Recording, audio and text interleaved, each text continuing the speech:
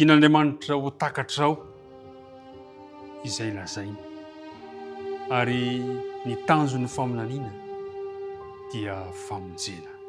Anasanao indray anaraka izany hatramin'ny farany.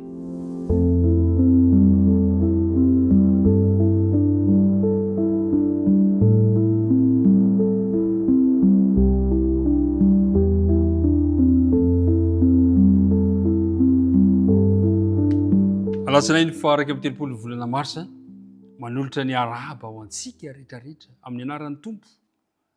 Tafahoana soamantsara indray isika rehetrarehetra amin'ny alalan'izao fandaharana izao. Faly, tena faly izay miaraka aminao. Hitanay daholo reny fifandraisantsika rehetrarehetra reny, ny Tompo any ombanao ary tonoina mandrakariva ao anao ny fiadanany anjaka eo amin'ny fiainanao andavanandro. Iaraka hivavaka resika ankehitriny raha nomboka izao fotoana izao. Rainay eo aho izay an-danitra, mamasina ny anaranao, tonga ny fanjakanao. Misotranao indray izay fa tafahoana afaka miaraka mandinika ny teninao amin'ny alalan'ity fandaharana izay mamina loatra ity. Mamela ny heloka Tompo ary esory ny hevitra mampisaraka anay aminao. Mitahy ihany koa so mpiara-midinika amiko izao, ianao ihany koa ny hamela sy hamindra fo aminy. Dia ny fanena masina ny no hitarika ity fandaharana ity aminaraka Kristy nangatana ny vavaka. Amen. Tian'Andriamanitra ho fantatsika, ho takatritsika izay lazainy. Ry mpiara-midinika namana, misy teny mampieritreritra ao amin'ny bokin'ny Isaia mpaminany. Isaia 5:10 ka ny 9:7. Isaia 5:10 ka ny 9:7 izay mivaky toy izao amin'ara Jesosy. Fa tahaka ny avo ny lanitra noho ny tany, no avo ny lalako noho ny lalanareo, sy ny fievitro noho ny fievitrareo. Mampieritreritra izay. Tahaka ny avo ny lanitra noho ny tany, no avo ny lalako noho ny lalanareo. Tahaka ny hoe tsy misy fifandraisana. Mampieritreritra izany. Ny Salamo 7:30 koa dia milaza izao teny izao. Salamo 7:30 ka ny 1 sy manaraka manao hoe: Jehova ô, efa nandinika ianao ka mahalala. Ianao mahalala ny fipetrako sy ny fitsangako, sady mahafantatra ny hevitro eny lavitra eny. Voadiny koa ny toetro na mandeha aho na mandry, ary fantatro tsara ny alehako rehetra, fa indro tsy misy teny tsy fantatrao eo amin'ny lelako, Jehova ô. Mandidina eo ivoko sy eo anatrehako ianao, ary apetraka ao amiko ny tananao. Ny mpanao salamo eto koa dia milaza manao tsy takatry ny saina ny fahalalàn'Andriamanitra. Ao amin'ny Salamo 119 izy dia milaza ny 1:5 manao hoe: lehibe ny tombotsika sady be hery, tsy hita lany ny fahalalàny. Takatrao ve ny fahalalàn'Andriamanitra? Tsy takatsika ny fahalalàn'Andriamanitra. Be hery, be fahalalàn'Andriamanitra. Paoly aza dia nilaza izao teny izao, Romanina 4:10. Romanina 4:10 ka ny 7:30. Romanina 4:10 ka ny 7:30 manao hoe: fa Andriamanitra, endre ny alali ny haren'Andriamanitra sy ny fahendreny, ary ny fahalalàny, ny fitsarany tsy hita lany, ary ny lalany tsy azo fantara.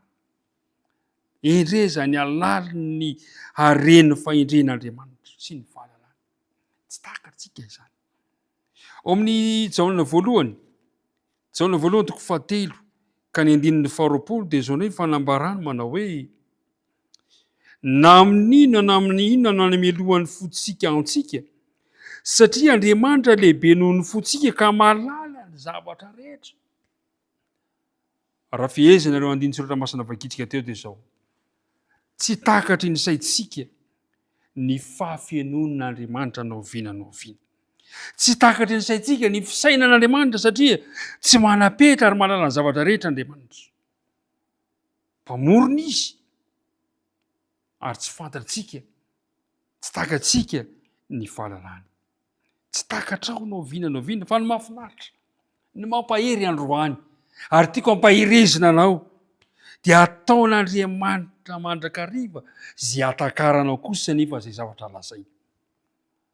Tsy takatsika ny fahalalan'Andriamanitra.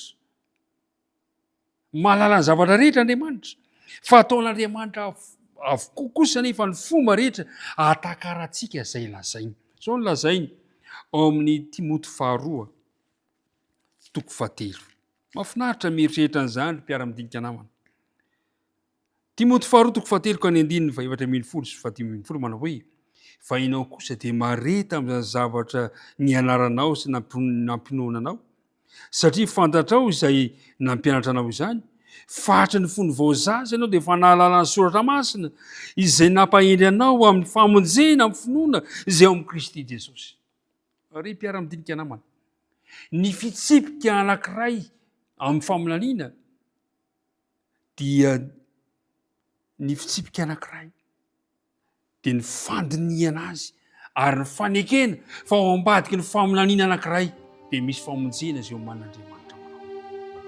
Na dia tsy takatsika aza ny fahalalàn'Andriamanitra dia ampafantarin'Andriamanitra antsika kosa fa ao ambadiky ireny zavatra ambaran'Andriamanitra ireny dia misy famonjena izay omeny ho anao, omeny ho ahy, omeny antsika tsirairay avy. Zavatra misy dia nidina teto an-tany Kristy, nanolotra ny tena teo amin'ny hazofijaliana izy, namonjy ahy sy namonjy anao. Zany ny ao ambadiky ny famolanina rehetra. Ny tanjon'ny famolanina zany dia aneo antsika ny drafitry ny famonjena. Ary zay ny mahafinaritra. Na dia tsy takatsika aza ny fahalalàn'Andriamanitra, na dia mahay ny zavatra rehetra aza Andriamanitra, dia ataon'Andriamanitra kosa ny fomba ahafantarantsika izay lazainy, izay hitondra antsika mankany amin'ny famonjena, dia ilay famonjena ao amin'ny Jesosy Kristy irery ihany.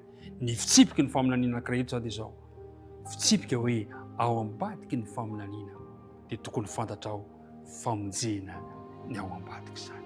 Ary zany mampahery, zany tokony ahafaly antsika mandritra ity tontolo andro ity. Ny tompony hombanao indray, ny tompony hitantana ny fiainanao. Dia hiaraka hivavaka isika ankehitriny. Ray eo, misaotra anao indrindra ny amin'ny teninao. Na dia tsy takatry ny saina izay voafetra aza ny fahalalanao tsy voafetra, dia ataonao mandrakariva kosa ny fomba fa atakaranay izay tianao lazaina, ka afantaranay fa ao ambadiky ireny famolanina rehetrarehetra ireny dia misy drafitry ny famonjena izay tianao amonjenanay. Aoka izany no fikirinay, ary aoka izany no fitsipika mahery vaika mba hahafahanay mandinika isan'andro san'andro ny teninao. Dia mitahi izao mpiara-midinika amiko izao, mitahihana tsirairay avy.